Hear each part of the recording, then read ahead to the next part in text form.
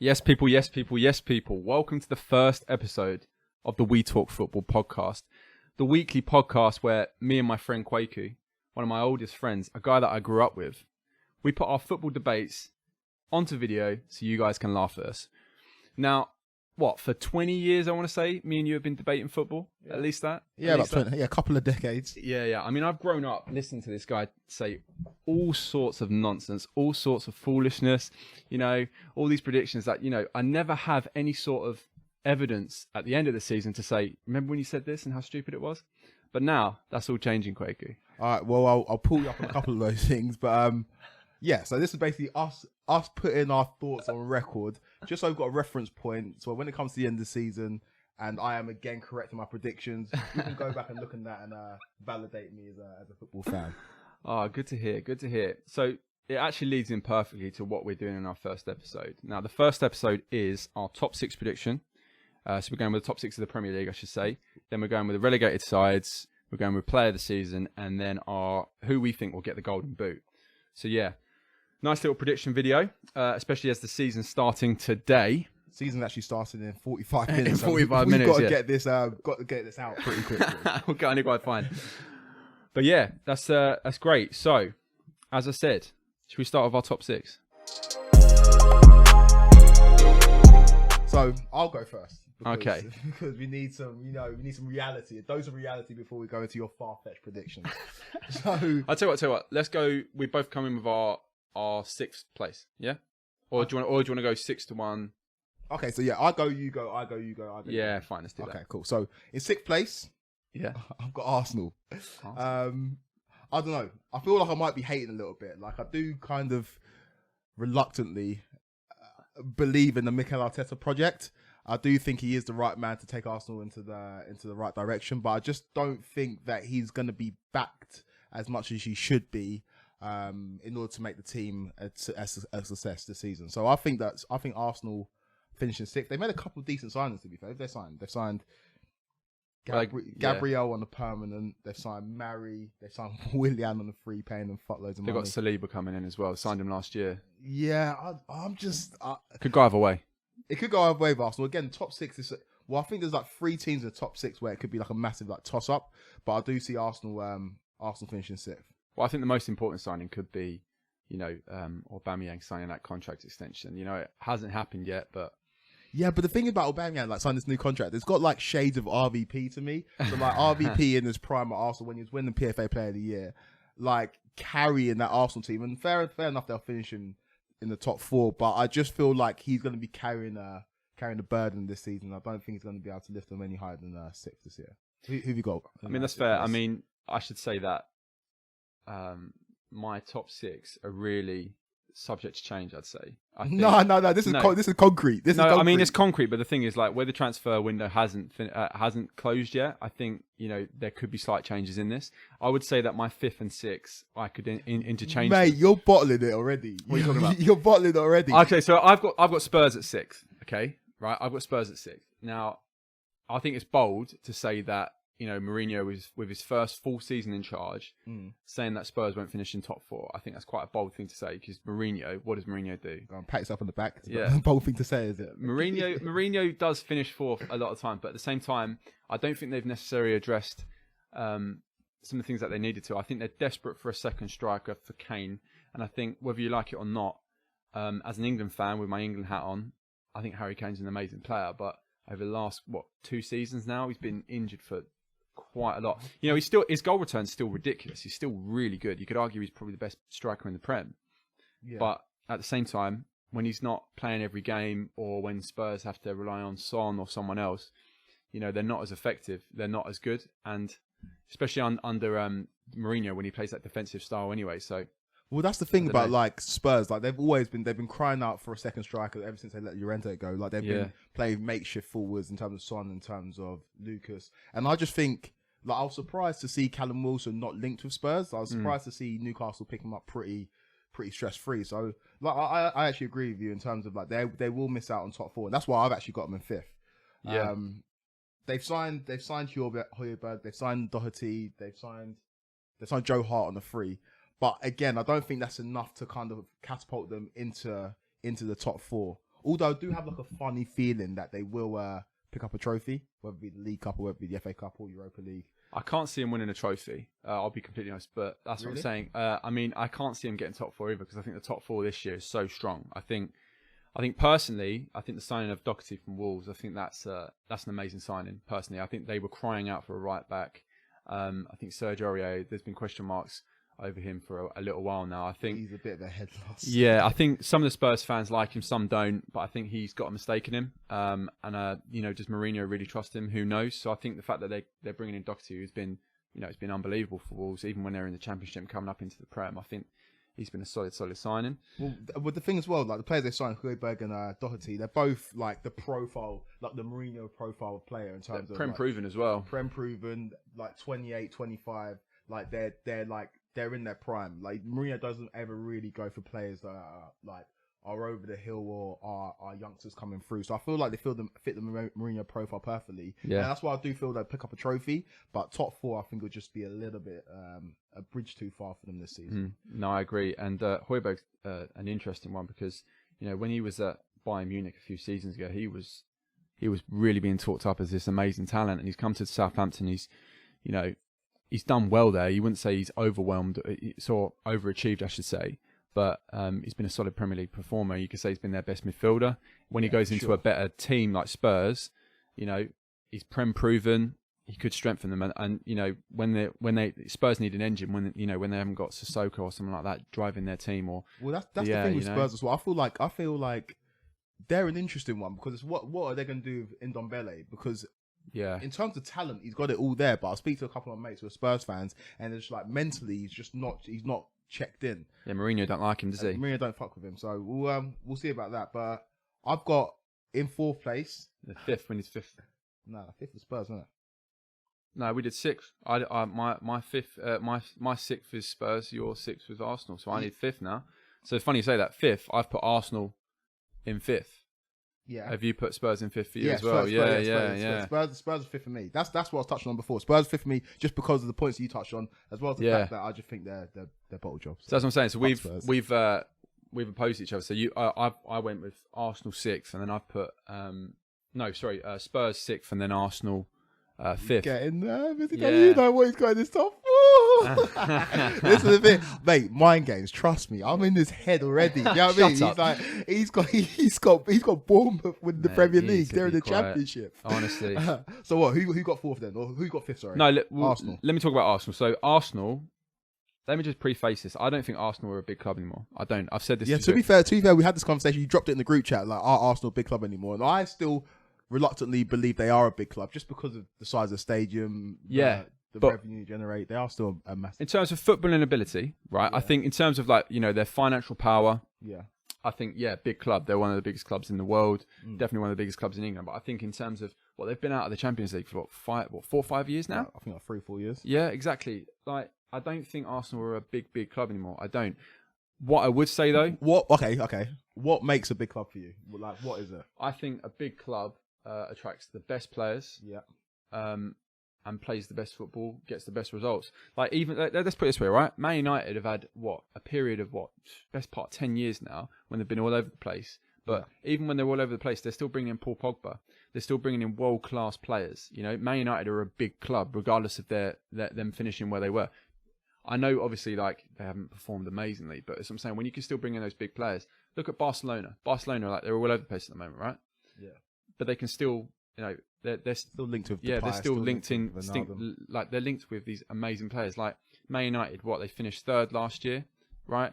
They're still linked with Jadon Sancho and people like that. You don't see people like Arsenal being linked with Jadon Sancho. Aubameyang arguably is the top 5 striker in the world currently. He's about to sign a new contract with Arsenal. No, I agree. Don't get me wrong, but again, I'm just saying. I think in terms of club stature and their history and everything, they're a huge club. And I think they're heavily ingrained in history. Are Spurs a big club? No way. I think they're not. They're not. Like when was the last time? I haven't won for 15 years. And on top of that, they're big players. Would you be surprised at the end of this season Harry Kane left? To be honest, I wouldn't be surprised. But can you say the club not a big club if they're playing in the Champions League final last season? Is that something that's regular for Spurs though? They're not playing Champions League football this year. Again, we're going down a rabbit hole here. Yeah. But I think Just a side note, because obviously for me, I think ultimately it comes down to definitions, doesn't it? Yeah. I think your definition of a big club, if you want to talk from a financial perspective, then, Arsenal are a big club. You can argue that Spurs are getting there because they've got arguably the best stadium in the country now. Yeah, things like that. Like, you can't take that out of it. But if you want to talk about sheer football insides, footballing ability, like, are they in that top bracket? Would you put Spurs in a bracket with Real Madrid or Barcelona or Man United? Yeah, mate.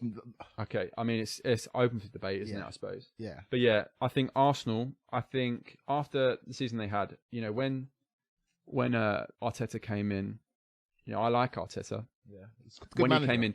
When he came in, I thought, he's just chatting a lot of air, a lot of waffle. Yeah. But I think, at the end of the day, you can't argue with how they did at the end of last season. There were a few suspect results. But, Brighton was a suspect result. Exactly, yeah. But then you didn't account for Guendouzi doing what he did, but then at the same time you've got, they go and win a trophy at end of the season. That's the thing about Arsenal. Like, it's interesting with them because, like you say, I was after the Brighton result where I think Leno got injured. I think Mopé took Leno out and then went on to score the winner. I was having the same conversations with my mates as well in terms of Arsenal. Are they finished at the top of world football? Are they a top club anymore? But I do feel like every time you have these conversations with Arsenal or about Arsenal, they go and win a trophy. I feel like a team that's going through their banter era, like over the last decade and a half, but still littered with trophies in there in terms of 3 or 4 FA Cups. I still think that club is a big club. But again, it's subjective. No, I agree. It just comes down to definitions, I think. Opinion. So Arsenal 5th for you, yeah? Yeah. Have you got 4th? All right. In 4th place, I've got Manchester United. So same. I do think they'll finish in the top 4. I think. Okay, so if you look at Manchester United objectively, they are a scary prospect. If you look at their front three of Martial, scored more goals than Liverpool last year, didn't they? What, no comps? Yeah. Well, their front three did. Yeah. I feel like that's a bit of a misnomer though, because Liverpool's front three, you'd still take them over. Oh, 100%. But I tell you the same because Greenwood's 18 years old. Rashford's still really young. I think early 20s. Martial's 23, 24. I do think Manchester United's attack is scary. The midfield is also very, very scary, especially with the addition of Van der Beek. Oh, 100%. Van der Beek, Pogba and Bruno in that midfield. I just think the defense is a little bit suspect. It's a little bit do you trust Luke Shaw? I know they're linked with Reguilon and they're linked with Telles as well, but I don't know how much I trust them. I don't know how much I trust Harry Maguire. I don't know how much I trust on the football pitch, that is. Well, I think Maguire's got a point to prove now, obviously, after everything that's happened. Yeah. I mean, there's question marks over Luke Shaw, and there will be question marks over, some of the defence. But I think ultimately, the young players that they have in the squad have now got a year's, more experience under their belts. I look at Mason Greenwood, and I think I don't remember seeing a young English player as good as him, in a long time. Probably since Rooney, isn't it? Yeah, maybe. I think Mason Greenwood, he's come in and looks natural. The only question mark I really, really have, I think defensively they're not the worst. I'll be honest. I think in terms of goalkeepers, they've got 2 of the best goalkeepers in the league. I mean, okay, so that's the point to go off. Then, what's your thoughts on who should be number 1 for Manchester United? I mean, I think personally, I would be in the Henderson camp. I think he's done amazing at Sheffield last year. The only thing I would say is it's different being a goalkeeper for Sheffield United than what it is at Man U. I think ultimately,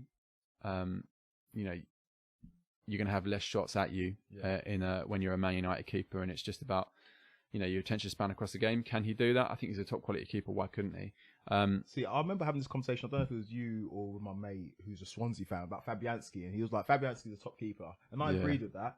But again, like you touched on, it's like being a keeper at a top club is different to being a keeper at a club that's struggling or a club that's mid-table. Just because you're asked to do there's a different job completely. It's more about concentration at top club as opposed to shot stopping. I think the one thing that Man United need more than anything is a solid DM. I mean, at the moment, I don't think they've really addressed that. They've got Matic and maybe McTominay. Obviously, they've brought Fred in as well. Fred as well, yeah. But is Fred going to be your linchpin in your midfield? Is he going to be the holding guy? Like Van der Beek comes in, great. From what I've seen of him, I haven't seen loads. Don't get me wrong, but he really reminds you of like a Wesley Sneijder type player. So he's more of attacking. So who does he come in for? You've got does Bruno come out the side? Does Pogba come out the side? So you need I I struggle to see where you're going to get Greenwood, Martial, and Rashford in the front three. Like, you can't change them at the moment, right? And then you've got people like Dan James on the bench. Linked right? to Sancho as well. I think that Sancho deal will happen. And linked with Sancho, yeah. So then behind that, you know, Bruno's got to be a surefire bet. Like, he's like one of the best signings of last season. Why would he not be in the side? Pogba, do you drop him for Van der Beek? And then again, you can't just go. You need a defensive player in there. So I think, like, can Matic still do it? Can Fred do that role? That's what I'm saying. That's the only question mark I have on that. See, I will touch on that. I feel like this season's going to be a bit of an anomaly in terms of how quick the games come, how thick and fast the games come. Like, we're starting the season in mid-September. We're going to be done by the end of May. I think it's going to be more of a squad game. I don't think it's going to be as linear as this player misses out because this player comes in. I think it's going to be a case of these players are all going to get game time just because injuries will happen and games come thick and fast. Yeah. Corona's also an aspect that wasn't a thing last season in terms of if a player gets corona, they're going to be out. It's not necessarily an injury, but it's another reason to miss out. So, I don't know. I take the point as well, though, because like in that front three, who's going to miss out? So, say Jadon Sancho does come in.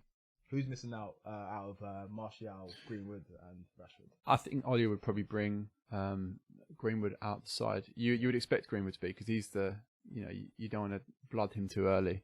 But then again, like, if we're really talking about Man United, I've got serious question marks about Ollie, if I'm honest with you. I think Ollie's a massive cuck. I think he's a fraud. He's a fraud. So, mate, I think you can't argue with the job he's doing. I think he's done a decent job, and I think he's getting Man United to the stage where they can really start to progress. But for me, I have question marks if he's going to be the guy that takes Ollie to the next stage. That's just my personal opinion. Like, I'd like to see someone like a Pochettino or something like that come in and really take over Man United. But saying that, I mean, I'm not giving Ollie a chance. So, yeah, well, I don't know. Like, I think you can just smell it on someone. You can smell it on someone. Like, he looks like a cuck, mate. He's a cuck. I'm not going to comment on whether or not he's a cuck. He might be, might not be. Nothing wrong with cucks. Shout out to all the cucks listening. Cuck gang. Yeah, cuck gang. Fucking hashtag.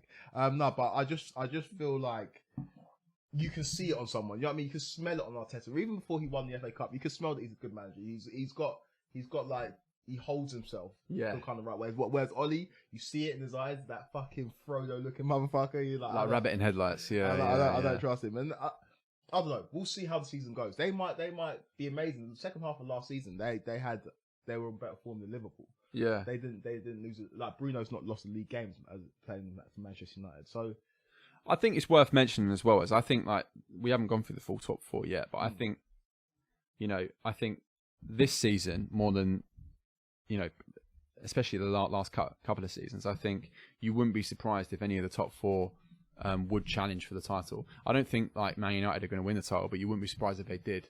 In terms of, like, the team they have on paper, and if they can put together some good results. Like, the end of last season, they really performed. They put in a lot of wins together, and I think they've strengthened their midfield, and you wouldn't be surprised if that's what I'm saying. I just think the top four is going to be a lot closer, 100% compared to previous seasons. If you look at, like, the 17-18 season, I think that's the season City got 100 points. Yeah, ran away with it, like, ridiculous amount of points. And I think it's the 18-19 season was when Liverpool and City were going head to head, and I think City got 98, Liverpool got 97, and then last season Liverpool ran away with 99 points. Like, I don't think it's going to take the high 90s, 100 points to win the league this year. I think it's going to come back to the norm where it's going to be around about 89, between 87 to 92, 93 points to win the league. I do think teams are going to take points off each other. Yeah. And, like, to your point, if Manchester United can go on a good run, Manchester United can sustain form and avoid injuries, then there's no reason why they shouldn't challenge. But at the moment, I've got 4 for the same. Premier League. So let's go third then. Who have you got third? All right. He's laughing. Wait for this. Wait, whatever this is, wait for it. All right. So in third place, I've got Liverpool.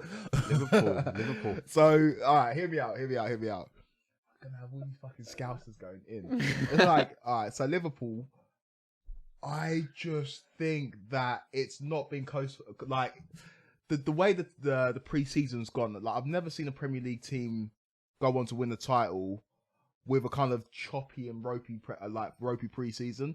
Like, there's two, I see on Twitter all the time, there's two, like, camps of Liverpool fans. And I'm just like, I don't understand how the fans can't be unified after a season where you ran away with the Premier League. You've been the best team in the country, if not the world, for the last couple of years. Yeah. But yeah, there's still division in the camp. Do you know what I mean? They're a little bit tetchy. Like, you've got the camp like the top Reds and you've got the FSG out guys.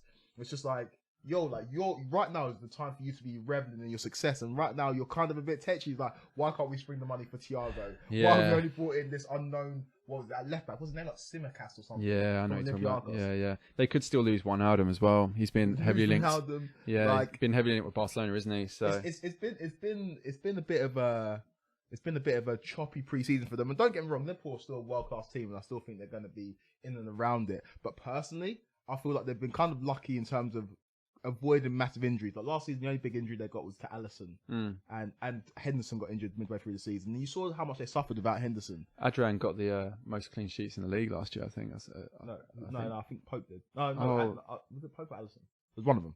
I can't remember. One of them. But yeah, going to your point on Liverpool is that I think the lack of strengthening could hurt them, but I also don't think it's we can't forget how dominant they were last year. They finished so far ahead of everyone else, and it's just the fact that everyone else is strengthened around them. Will that close the gap? Do they have enough to maintain that form that they had? Yeah. They've now won the Premier League. Yeah. So there's the mental aspect of, are the players as hungry? No. Who knows? Like at the end of the day, they won the Champions League and they were hungry. Like they lost the Champions League final, didn't they? Then the next year they went and smashed it.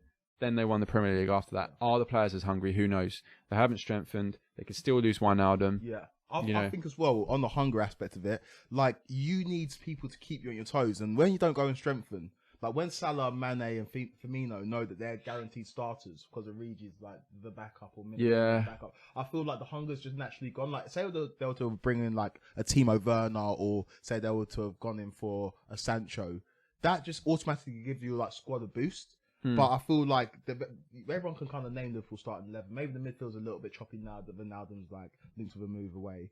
But I just feel like Liverpool, I don't know, man. I can see a drop off. To be honest, I've put Liverpool third as well. I have put Liverpool third as well. So yeah. What's your main reason for putting them third? Again, what I was saying, I think the fact that they were so good last year, like, arguably one of the best Premier League sides of all time, and I hate to say that because I'm just not a fan of Liverpool. Wait. I'm just going to stop you there. You got Chelsea in your top two? I do. Have okay. I do have Chelsea in my top two. All right. Okay, cool. Oh, yeah, so yeah, I think again that the lack of strengthening could really hurt them. I think Jurgen Klopp making all these comments about these sides signing big players, like weakness. But your owner is still worth billions of pounds, Bro, okay. And you did try to furlough your staff, Okay, at this point, I'm not going to go on in Liverpool too much, but how can Klopp be like, oh, we're not owned by oligarchs and we're not owned by people who run states? It's like, yo, man, like you're like, what's his name, John Henry or something? He's still a billionaire. Yeah. The difference between Liverpool and Chelsea right now is that your billionaire owner's not willing to go in his pocket and spend his own money, and our billionaire owner is. Yeah. Also, during lockdown, what were we doing? We didn't ask any of our staff to take pay cuts. Didn't put anybody on furlough. We actually gave up our hotels for NHS staff to use for free. What Liverpool doing? Attempts to put 80% of their workforce, their non-playing workforce, on furlough, only to reverse that decision days later because of public pressure. Yeah, Fuck off, media backlash. Fuck them. But yeah, third place, and I hope they finish lower. To be honest. Yeah, same. Fucking hate Liverpool. Anyway, but yeah, second. Who have you got second? All right. Are you just laughing? Like, it's just, I know it's gonna be ridiculous. All right. Mate, I know you've put first already. Let me just preface my comments. When your team goes out and spends over £200 million, I know net spends lower because we got rid of Hazard, got rid of Morata, got rid of Pasalic. But when your team goes out and spends that much money, and you strengthen in all the positions that teams need, or opposing fans ask you to strengthen it. It's like, oh, well, Chelsea are going to be all about their attack. They bring in defenders. Like, oh, well, we haven't got a goalkeeper, and then we're bringing in a goalkeeper as well. When your team goes and addresses all their issues in the summer, and you're in the conversation for winning the league, I don't understand how, as a Chelsea fan, you're not going to back your team to win the league. So in second place, I've got Man City. In second place, I've got Man City. And let me give you the reason for Man City before we go on to who he's going to win. Yeah, okay. I think Man City, there's going to be not a resurgence because obviously they finished second last season. I do think the next season is the year for Man City to go and win the Champions League. I feel like all their eggs that are in that basket anyway and have been for the last couple of years. They've brought in Ake. They've brought in, who else? That Ferran Torres. Yeah. It's meant to be very good from what I've read online. I haven't seen much of him, but I saw him in I saw him when Spain played the other day and looked decent. Yeah. And they're looking to bring in Koulibaly as well, which is an area that they need to strengthen. I think, they were really hurt last year by Laporte being injured. I think Ake coming in is really addressing that defensive issues. Obviously, the big loss for me is obviously David Silva, but I think that really opens up a spot for Foden. And as a selfish England fan, with all the Euros and everything coming up very soon, I think Phil Foden can really really assert his dominance into that role. I would like to say. Obviously, you had Sane going out, but Sane spent most of last season with an ACL injury, so you can really, with Ferran Torres coming in, you could maybe see him deputised for that role. We need to see how good Ferran Torres. Like I said, we saw him play a little bit, but I think so. I think losing Sane is actually a bigger blow than we're giving it credit for. Like I feel like when they won the league. At Cantor, when they were going head-to-head with Liverpool the season where they won it by 1 point in the last game of the season, I think Sane had an amazing season. It's arguable that Sane was better than Sterling. Yeah. So I feel like that's going to be a big loss. We'll see how he does at Bayern Munich, but I do feel like that is a big loss. For the first time in a few years, I think genuinely there are cracks in the Man City side. I think you've got Aguero, who again I would say is probably the most clinical finisher we've seen in the Premier League. Personally, that's a discussion for another podcast. But I think Chris Sutton has something to say about that. When you're 32, when you're 32 years old and you've just come off that knee surgery, what player is Aguero going to be this year? Is Gabriel Jesus the guy to come in and really deputise for him? I don't know. I think. Yeah, there's definite cracks in that side. I think more than there has been in previous seasons. I think things were there was a real shining light on that last year when they were, Laporte came in and you've got defenders on your bench, but you're putting Fernandinho there and things like that. I think, I think there's cracks in the side. What's happened to John Stones? He's not backed, is he? He's not backed by. I think John Stones. John Stones is. I think he's suited to a back three, and I don't think he always suits Pep's system. So, yeah, saying that, I have picked City to finish first. I will be honest. Right, so okay. So why have you picked? Okay, give your reason for putting Chelsea second. So I think a little bit. So yeah, to jump onto your point earlier, I think everything you said about what Chelsea have done outside of football, I think is amazing. Yep. And it isn't just the fact that they've spent £250 million and addressed their errors. Well, you don't need to phrase it like that to make it sound expensive. No, that's what I'm saying. They've gone out and spent £250 million, right? And they've addressed the problems in the side. Yeah. It's not just that; it's the players they've signed. The players they've brought in are truly quality. Like you look at people like Timo Werner. Yeah. Timo Werner, I wouldn't be surprised if he brought home the Golden Boot this year. Last year, he scored 30 odd goals in 40 games, all comps. I think he scored 28 league goals. 30 odd more comps. Yeah. But he's a solid player, and he looks absolutely electric in pre-season, especially with Germany and the pre-season games I've seen of highlights of Chelsea and things like that. Yeah. I think Pulisic has got another year under his belt. I look at him and I think Eden Hazard. I do honestly see that. I see the comparisons, and I know obviously it's Chelsea, and I don't want to jump the gun, but I can see. I think he's an electric player, and you just look at the squad that Chelsea have. Genuinely, you look at the squad Chelsea have, and I think they've had one of the strongest. You're watering this. Go on. I think that's what I'm saying. I just think they definitely need to get rid of a few players now, 100%. But I think with the young players that they had last year, they got another year's experience. People like Reece James, people like Mason Mount, people like Tammy. When does Tammy play now? Does Giroud play? Does Tammy play? But I think they're so strong. Yeah. But they were also that's what I'm saying. They were so far behind Liverpool and Man City this year. I just think Liverpool haven't strengthened, and I think City have. You can't forget how good City were last year, and they still had these problems. When City turn up, they're the best footballing side in the country, let alone possibly the world. Yeah. And I think that now that City are really addressing their problems, they brought in Ake. If Ake and Laporte play together, that's a solid centre back partnership. And if they do bring in Koulibaly, then for sure. That's what I'm saying. I can just say that for me personally, Thiago Silva comes in and definitely shores up the defence, but he's on the wrong side of 30. Can he do that for 38 games? That I'm not sure. You're saying that you're bringing in a keeper. You haven't brought in a keeper yet. Season starts today, right? I'm not saying I'm not in the camp that's ready to completely write off Kepa To be completely honest with you, Yeah. I think last season is very suspect. But I think the season before that he was okay. He performed well. Yeah, I'm sorry. You can argue. Keeper. He was Spain's number one over De Gea. Yeah, you can argue should he even be in the side after what he did, refusing to come off and things like that. But taking that out of it, I think, if you put a good defence in front of him, will he be a good keeper? Time will tell. But again, if you bring in a keeper anyway, I know you're being linked with Mendy, aren't you? So yeah. I think defensively, I think you're still a bit suspect. I think you need another centre back 100%. I think you've got Reece James. I think this is going to be a season to really nail down that right back spot. I love the signing of Ben Chilwell. Yeah. You are still being linked with Declan Rice from us as well. And I think if you put in another DM in that side, who's playing, who's going?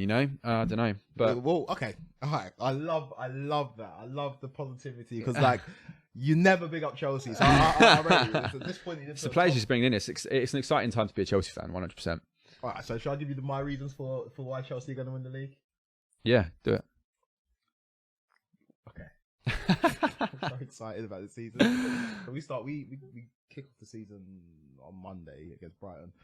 People have been criticising Chelsea in terms of the preseason, like, oh, you're spending so much money, people are going to need to go, and you're going to need to make space. What about all these young players? You say, if that is your banter as an opposing fan, it's like, oh, well, you spent so much money, if Lampard don't win a trophy, he's under pressure. Fuck you, man, because that's the pressure that you want.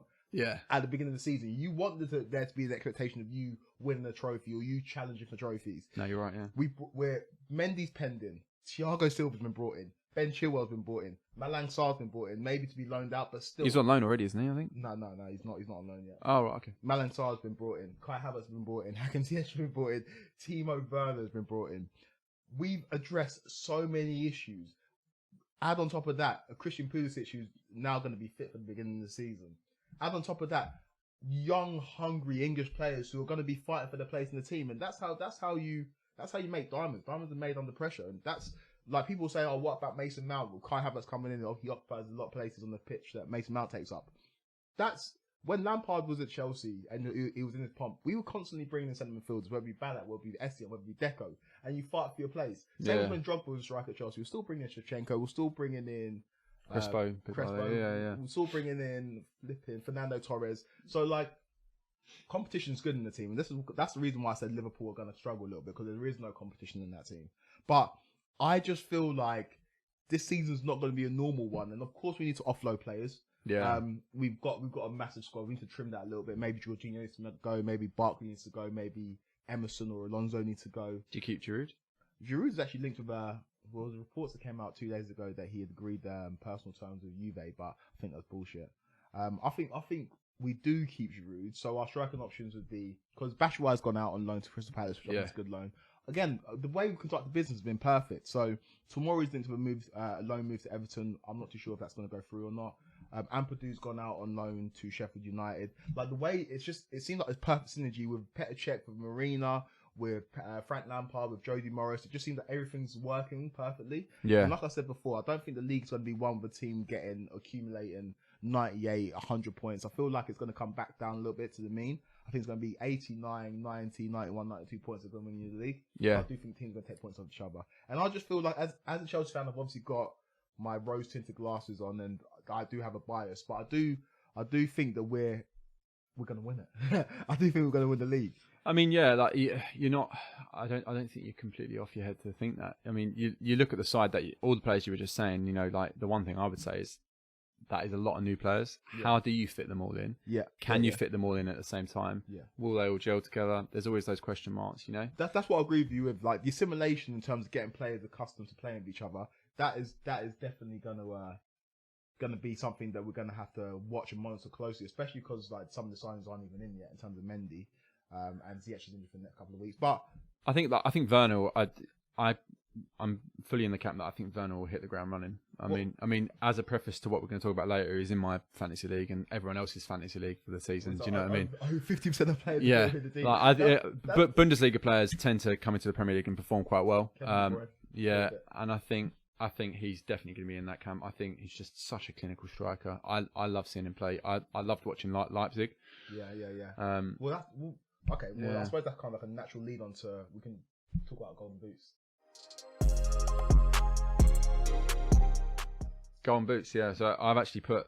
I think Werner will get the golden boot. I mean, I do genuinely think that. I mean, yeah, Chelsea fan over there. never. But yeah, 31 goals in 40 appearances last year in all comps, and I think he just looked deadly. I've already said it. There's nothing else I can say about it. He just looks like an gun man. Yeah, He's a yeah, gun man. like a gunslinger, mate. He's just an absolute baller. So, so how many goals do you reckon he's going to get in the Premier League next season? I mean, you wouldn't be like, I don't know. You wouldn't be surprised if he got 25, 28 around that. You wouldn't be surprised. Fair. I think he's just gonna and I think the attacking plethora of like options around him at Chelsea. I think for sure. He didn't have that quality at Leipzig. Obviously, you can argue is the Bundesliga as higher quality as the Prem? No, but you know he's got a lot of talented players around him now. Ziyech. Yeah. I mean, there's so many. Yeah, like you wouldn't be surprised if he just bang goals for fun. Alright, so we're setting that in stone. You're saying Timo Werner, Golden Boot, 25 to 28 mark, but he could surpass that. Give us a number. I'm gonna go 27 goals. I'm gonna go bang in the middle. Ooh, that's a big first season. All right, I like it. See, now I feel like I'm bottling it a little bit. I feel like I should go Werner, but I've gone Golden Boot, Aubameyang. Yeah. I mean, it's the go-to, isn't it? I just think he's going to be carrying Arsenal this season. Obviously, I had Arsenal finishing 6th, and I do feel like they're going to be outside the top 4.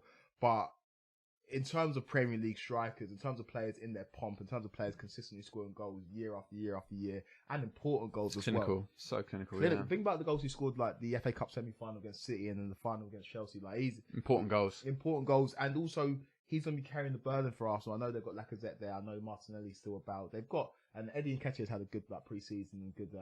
Yeah, they got a lot of talented youth at Arsenal. They have, but I think Aubameyang as captain, as kind of like I say, comparable to RVP when he was in his pomp at Arsenal. I do think Aubameyang's going to carry the load, and I feel like he's going to get top goal scorer. I feel like he's going to end up on, I want to say 30, but I think if he ends up on 30 goals, and Arsenal finishing in the top 4, so I feel like he's going to get 24 goals this season. He's 24 top goal scorer Aubameyang. So I'm going to lock that in. Aubameyang Golden Boot for Arsenal.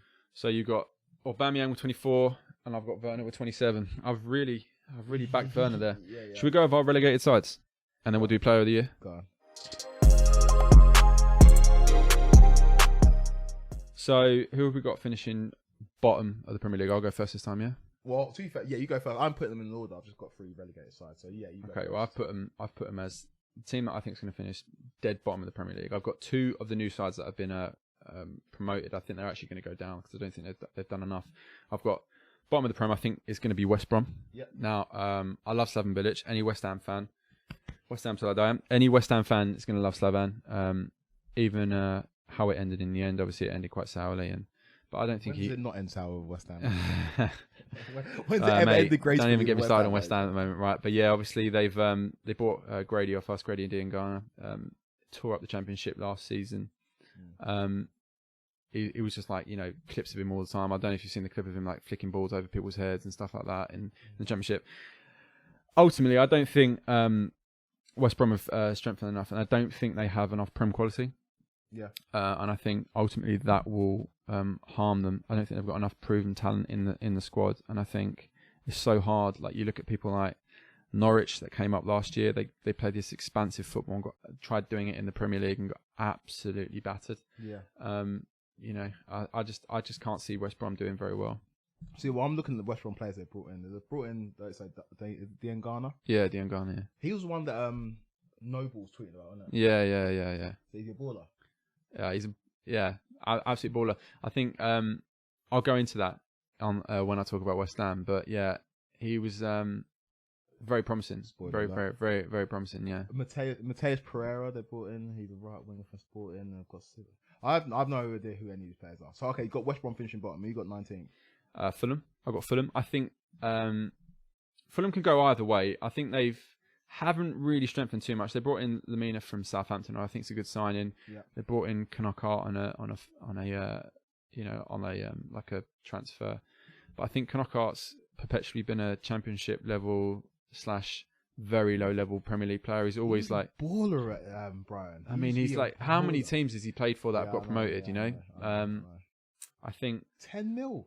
Fuck me. I mean, he was there last season though. Oh, he was there on loan last season. Yeah, that's what I'm saying. So they bring him in on the permanent. I think the one thing that worries me is obviously Mitrovic. Like Mitrovic is a firework, the problem is you can light the firework. Sometimes it goes off, sometimes it don't. Yeah. And I think Mitrovic, the one thing he's going to do is going to guarantee your goals. Is he going to do that every game?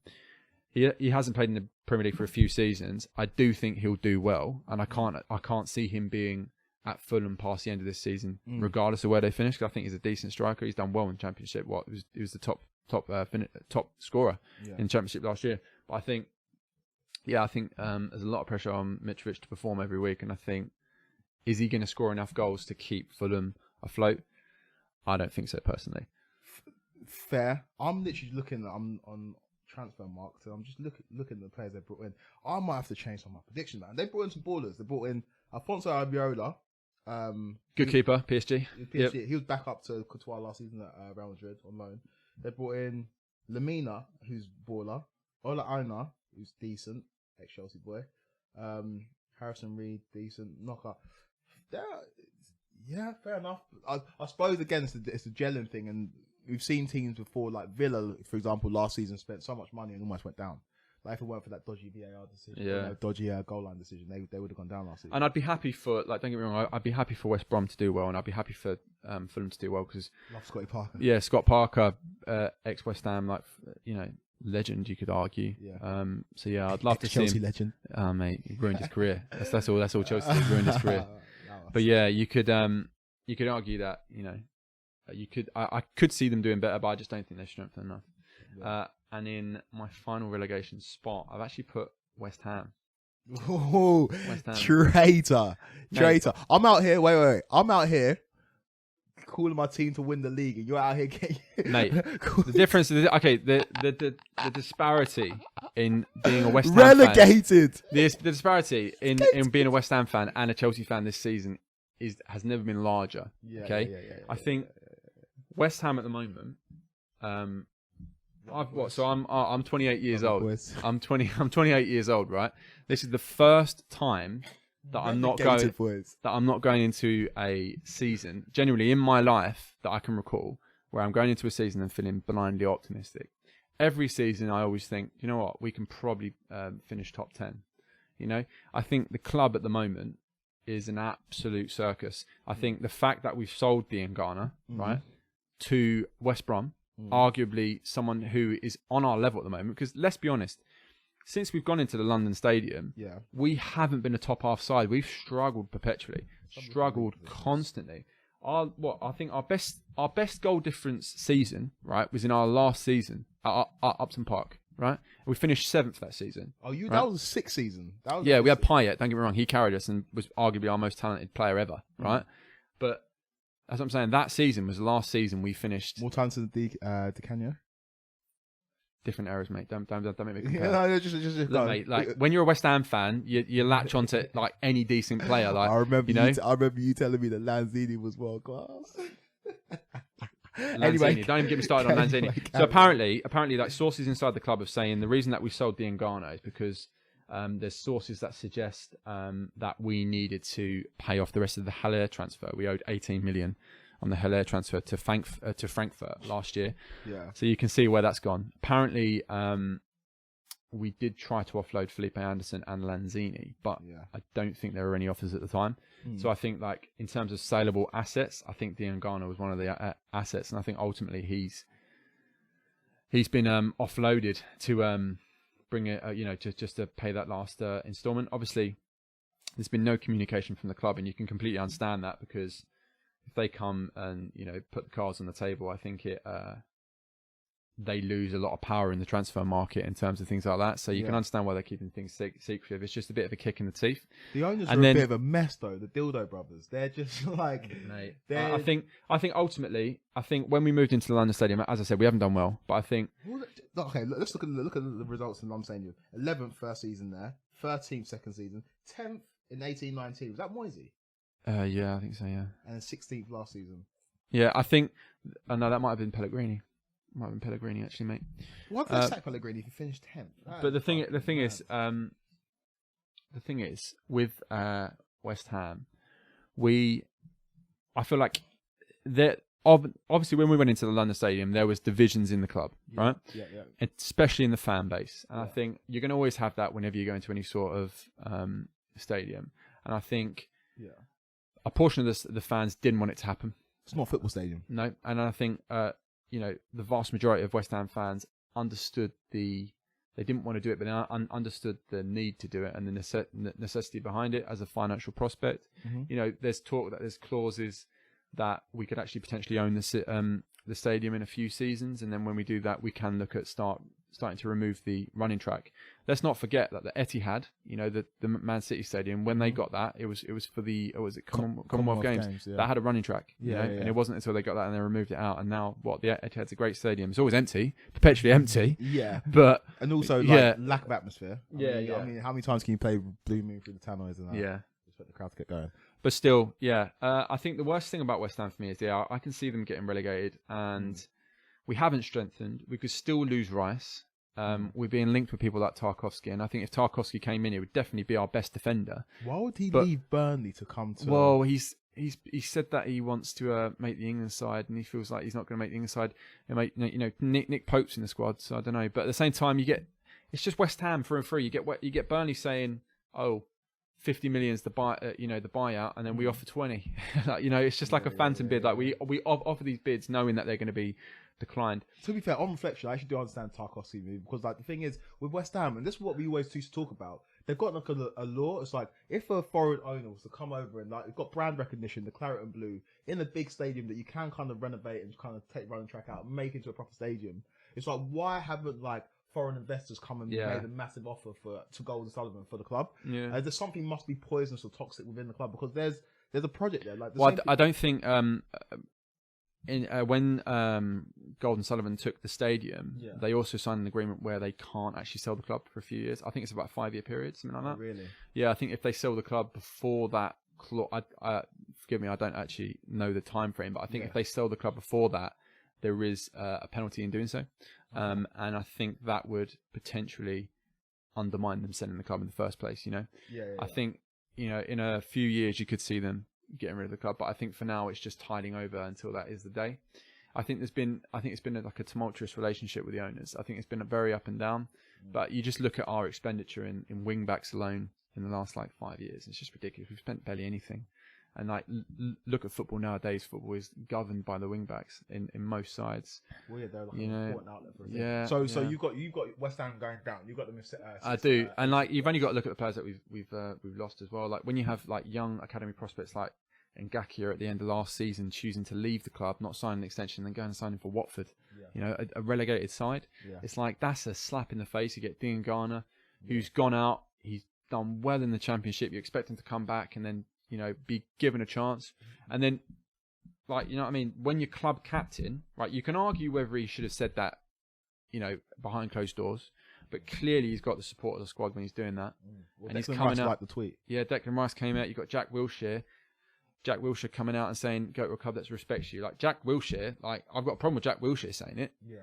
Jack Wilshere, he's been at our club 2 years? I think he's made 16 appearances, his pockets in 100 grand. He's go to a club that respects you. Well, the pain of being a West Ham. Jack, mate. Do you know what I mean? He's disrespecting the club massively there. I can see where he's coming from, but Jack, mate, you're not the person to say it, the pain. I can hear the pain. That's what I'm saying. It's not. As I'm saying, how long have you known me? Right, I'll go into a West Ham season. Last year, signings we made, I was like, we've got Hilaire. He's going to take us to glory. On the side note, I've got a mate called Charlie. He now lives in New York. Pick up Charlie. At the beginning of the season, he was like, we're talking. I think Tammy Abraham had gone a bit of a goal drought. I think he missed the winning penalty against Liverpool in the Super Cup. And Charlie's going, Hilaire's better than Abraham. Hilaire's better than Abraham. Hilaire's world class. I was like, I was just like, let's just wait until the end of the season. The thing is, I actually don't have a hate for West Ham. So just to let people know, my brother actually used to play for me. Played for him up until he was 16. So I have not an affinity for them, but I watched some important West Ham games, when you went to. When you lost to Liverpool in the FA Cup final, you went, and when Cardiff. when you got promoted through the playoffs, I think Zamora scored against. Yeah. So I've not got like an affinity, but I don't hate West Ham as much as I should do. But like I feel it when you're talking to me about West Ham. I feel the pain. There's so much wrong in the club, you know. I feel the pain. So much wrong in the club, and I genuinely wouldn't be surprised if we went down. I think ultimately we performed really well post lockdown. Antonio was on fire, but He hit like 5 of his goals. Yeah, he got the only player of the month of July ever, because obviously, you know, read into that if you will. But that's the thing, like Antonio, I absolutely love Antonio just from like an athletic perspective. I think he's an absolute monster machine. I mean, he's for me, I think the thing is with Antonio, I think the fact that he is so athletic, I think that he's used in a number of positions. I mean, we've played him right back. I don't like him at right back, but we've played him like on wings. We're playing through the middle, and I think he's strongest when he plays through the middle because he's just got that relentless like power. Yeah, you know. But at the same time, he has been subject to injuries over the last few seasons, and you know, keeping him fit is imperative for us doing well. You know, Haller, we brought him in. He scored a few good goals for us. But, you know, Bowen, I want to say Bowen's really good. And keeping Declan Rice will be our best signing. But outside of that, we've got people that... These names Jared Bowen. He's a baller, mate. Trust me. He's a baller. Right, Jared Bowen, trust me, he's a baller. Brought him in right. from Hull last year. Trust me, you need to watch Jared Bowen. This is all documented. So if I'm laughing at Bowen now, it goes on to be Jared a baller. Bowen is a baller. My bad. Yeah, that's what I'm saying. And then you've got people like that aren't really performing in the squad, like Felipe Anderson and Lanzini. They haven't really done enough. You've only got to look at their stats in terms of like assists and goal return and things like that, and it's just not good enough. I really like Yarmolenko, but again, keeping him fit is important. I feel like we've got a lot of players in the squad that are, you know, quite talented, but keeping them fit is just a problem. See, I've got Fulham, West Brom, and West Ham to go down. Right. That's enough on West Ham. I'll be going to ruin my day. All right, you can tell that James got a lot in his mind for West Ham. Honestly, we could do a whole podcast about how I feel about West Ham right now. Let's not do that. We won't get anyone. Get no views.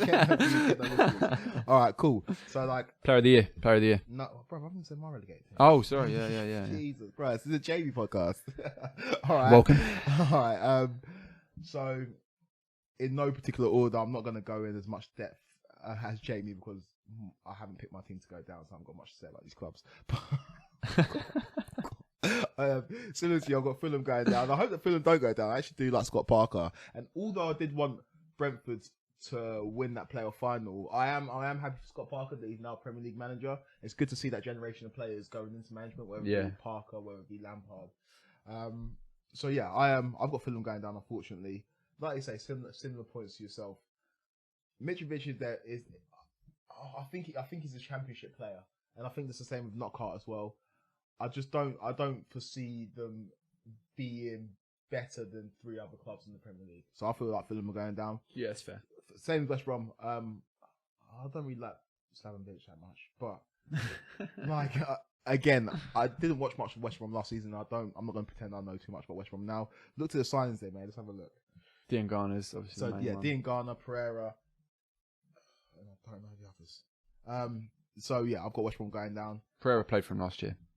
Yeah. Yeah. Was he on? What is that? Is that permanent? Yeah. He was one of their best players last year. It's the Brazilian one, isn't it?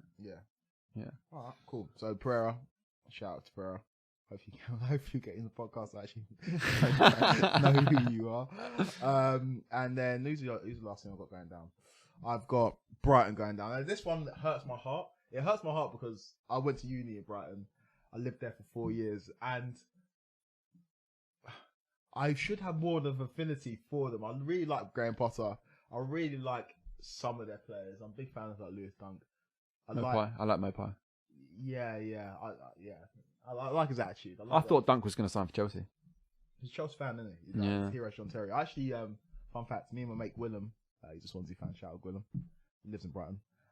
Me and him went for a drink at a pub in Brighton, and we were actually sat next to Lewis Dunk and his family, just sinking pints. But yeah, I've got Brighton going down. Again, I don't have an affinity for Brighton. I just feel like they play good football. They do play good football. They try to play football the right way. But I don't necessarily think, like what Jose say, like poets don't often win trophies. And I just don't feel like, I feel like they're going to get caught out a little bit. They haven't really got a striker who's going to get them goals consistently either. Yeah. You've got Mopai. Who's the young lad? Is he Irish? Connolly? somebody. But I don't think they're going to get enough goals, and I feel like they're going to go down. I like Lamptey, the right back, the one they signed from Chelsea. Lamptey's sick, to be fair. I think he's actually going to be one of the contenders for player of the season. I feel like he'll get a young player, yeah, not player of the season, young player of the season. Same it, you're off your head. Yeah, well, imagine if Tariq Lamptey lifted the player, the PFA Player of the Season trophy whilst Brighton get relegated. He's banged in 30 goals from right back. Yeah, so I feel like my bottom three are going to be Brighton, Fulham, and West Brom. They're going to go down. And I ain't got much more to say about that. Yeah, that's fair. I've got much more to add. I mean, yeah, I can see Brighton going down, but I mean, Brighton always find a way to they do, be and consistent, they've been a consistent Premier League team for a while. I think I don't like Brighton because I didn't like the way they dealt with Chris Hughton. Yeah, I just thought it was a bit harsh. He seems like a good man. Seems like a nice guy. He's like a nice guy. All right, Player of the year. Player of the year. Shall I go? I'll go. I mean, we could probably say it in unison, I'm guessing. No. I'm going KDB. Are you? Yeah, KDB. Bruv, I was looking at this because I asked like a few people. Like I was trying to like gauge it because really and truly, if I'm going off the who I think is going to finish in the top 6, I should pick a Chelsea player as player of the year. Jeez. But I haven't. I've gone with Raheem Sterling. Sterling. I just feel like we're player of the year. Are we saying PFA player of the year? Are we saying the Premier League player of the year? Premier League. Let's go Premier League. The Premier League player of the year. All right, so KDB got this season. I think I just don't see him going back to back because all he can do is get as many assists as he got last season. I don't think he's going to get more than that. To get more than that, he's going to have to break the record. I don't think he's going to be. But you've got Man City winning the league though, so it makes sense for KDB. I don't think there was anyone close to Kevin De Bruyne last season. When you've got people like saying, "Oh, it's KDB or Jordan Henderson." Jordan Henderson was the engine behind Liverpool, but it's narrative mode more of Jordan. Do you know what I mean? That's what I'm saying. I think KDB was so far ahead of everyone. I can't see anyone really getting close to him. I think KDB is just by far the best player in the Premier League. He was in a struggling City side and won it by a mile. You know, I think KDB is just quality. Oh no, I don't disagree with you. Pure quality. I think top 5 players in the world, KDB's there. Yeah, he'd going to any side in the world easily. Yeah, easily. Yeah, he will. Easily. Yeah, and I think that's what I'm saying. I think he's just far How ahead of would everyone. KDB fit into this Liverpool team? Well, he would just fit in. They'd fit him. You would, they'll make the team. Yeah, see, like Henderson, you know, Well, I'm joking because Henderson does a lot of work for him. Scousers don't come for me. Yeah. I'm just saying, you know, like any side in the world, you accommodate for KDB. Okay, so KDB, I got Sterling. I just think that with Sterling, I feel like with English players, they're just like, in terms of those type of awards, the committees or the bodies or whoever votes for these awards are just waiting to give it to somebody English. And I feel like Sterling year on year has scored goals, increasing his goal total. I think last season did he get like 20 league goals, 21 league goals last season, which is a madness for somebody who's not necessarily an out and out striker. And I feel like he's going to carry on that trajectory again. I think he's going to get more goals, and I feel like I like Raheem Sterling as well. I love him. My favourite non-Chelsea player. He's a G. Yeah. Have you seen the new shoes they released, the Clarks? I haven't actually. They're hard. I'll show you them afterwards. They're hard. But Raheem Sterling for me, fair player of the year. I just feel like 2 City players we've gone with. That's the thing though. But that's where like I'm kind of a bit twisted because I don't think that like if Chelsea win the league, like I think they're gonna win the league. Then surely that goes to like a Chelsea player. But I'm going Raheem Sterling. Top. I think he's gonna score 22 league goals and get player of the season. Okay. So is that it? We've done predictions? That's it. I think we've done all the predictions, yeah. We're going to have to cut so much of this because we talked for so fucking long. I think... Your West Ham soliloquy went on for like 15 minutes. I think... that look you gave me there. So yeah, to... Fantasy? Yeah, to finish off the show, we need to go into our fantasy. So for anyone that hasn't seen on our Instagram, we've, we're on all the socials. We'll link them in the description and all that. Yeah. But yeah, we've started a fantasy Premier League with the official one with the it's the official Premier League fantasy.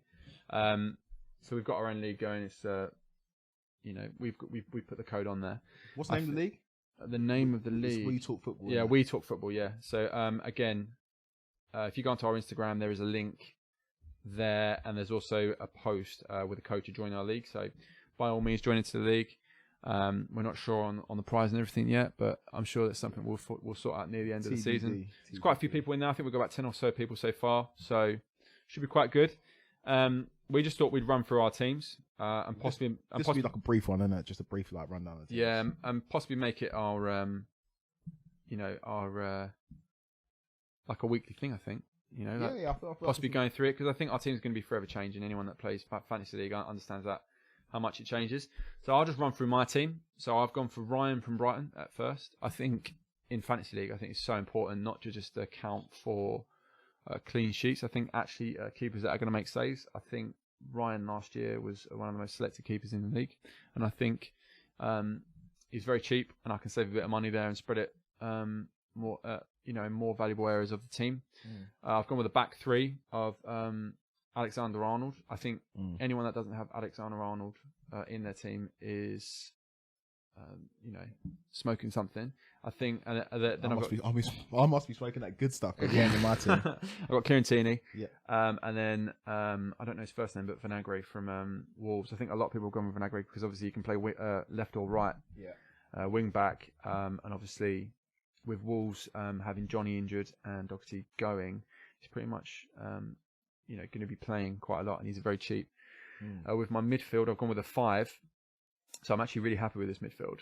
I've gone with Jared Bowen, the guy. Bang, bang, bang. I was telling you about this. Well, right? Hopefully this Jared Bowen turns out to be something because you're backing him heavy. Yeah, I think he's a solid player for us. He did well last season, came in halfway through. I've gone with St. Maximin. I think St. Maximin is going to do really well. I think Newcastle, we didn't talk about Newcastle, but I think Newcastle have bought really well. And I think their problem last season was goals. They brought in Wilson, they brought in Ryan Fraser, they brought in the young wing back from Norwich. They've just bought really smartly, and I think it's exactly what Newcastle fans needed, And I think St. Maximin, he's a creative player, and I think having someone like Callum Wilson in the team, I think he's going to bring me bags of assists, you would hope. Then I've got a couple of Arsenal players. I've got Pepe and Aubameyang. I think Pepe's going to really kick on this season. I think last season he showed glimpses of it. Aubameyang, he's in there for goals, let's be honest. They've got him down as a midfielder here, which is a fucking joke. Yes, it's how the game programs. Then I've got Salah. I think Salah's going to do well this season. Then up top, I've got Werner. Anyone who doesn't have him, I mean, like we were saying, everyone's got him. And I think next to him, I've put Calvert-Lewin. I think Calvert-Lewin's going to have a good season. I'm just not too sure about Calvert-Lewin. Not sold on him.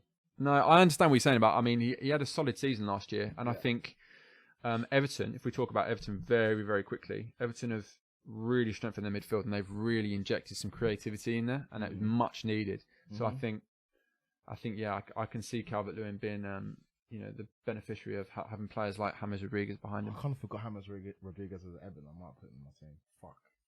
All right. Yeah, but then I just think they've really shored up their midfield at Everton, and they were a solid team, but they were suspect at times. They're very slow in midfield when you got people like Sigurdsson and things like that. I think Sigurdsson's a really, really good player, but he's very slow. And when you haven't got anyone doing the running for him, I think it can leave you a bit open. That's the thing like Gylfi. Like he's so good in isolated pieces of play. Set pieces are incredible. Like his delivery is incredible. He's a really good player, but he's just not athletic enough to be in the midfield.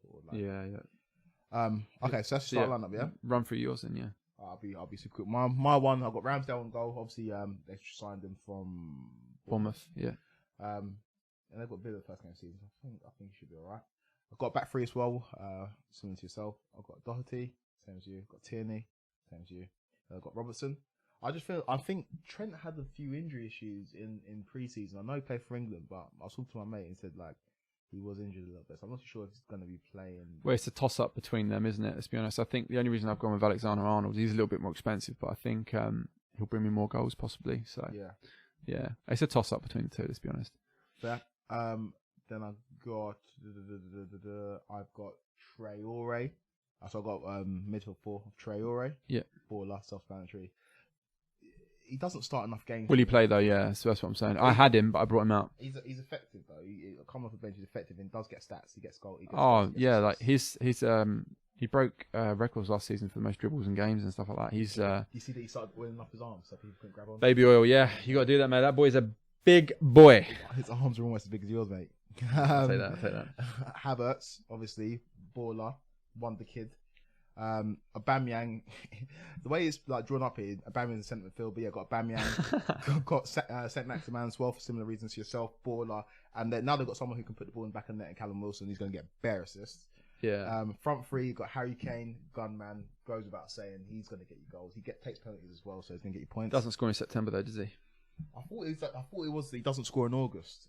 Oh, that'll be it. Yeah, it doesn't score at the start of the season, I suppose. But like, let's transition that a month. Yeah, just. Then got Timo Werner, gunman again, goes without saying he's going to score goals, and got Mikel Antonio, your boy. He's baller. Is he a midfielder? Is he a striker? Is he a defender? Can play anywhere? Everything. Plays where he wants, mate. Who's your captain? Timo Werner. I've got Bamia as my captain. To be fair, the game has actually kicked off now, so hopefully Bamia has Bamia in the goal. And then on my bench, I've got Martin, I've got Romeu, I've got Cody, and I've got Bernardo. Sick. Solid. I mine are just like, I got Martin from West Ham, I got Bernardo from Brighton, and Done from Brighton, and Johnson, the young right back for West Ham. Banging. Doing it for the West Ham boys. All right, so yeah, that's our fantasy teams. Like James said, check out our socials to join our league. On Instagram, it's We Talk Football Podcast, isn't it? Yeah, We Talk Football Podcast. Banging. Link will be in the description. Perfect. On Twitter, it's WTF Podcast 90. So give us a follow, join the league, have some fun with us, and yeah, I think that's pretty much it for the first episode, isn't it? That's pretty much it, mate. We smashed it, now. Yeah, we did. Got to edit so much of this shit. It's probably like an hour and a half long, but yeah, it's been fun. But it's been good. It's been good. Yeah. Keep your eyes peeled and your ears pinned for the episode next week, and yeah, we'll be back with more shit talking. Yeah, let's do it. Banging. Nice one. Cheers, guys. Thanks. Cheers.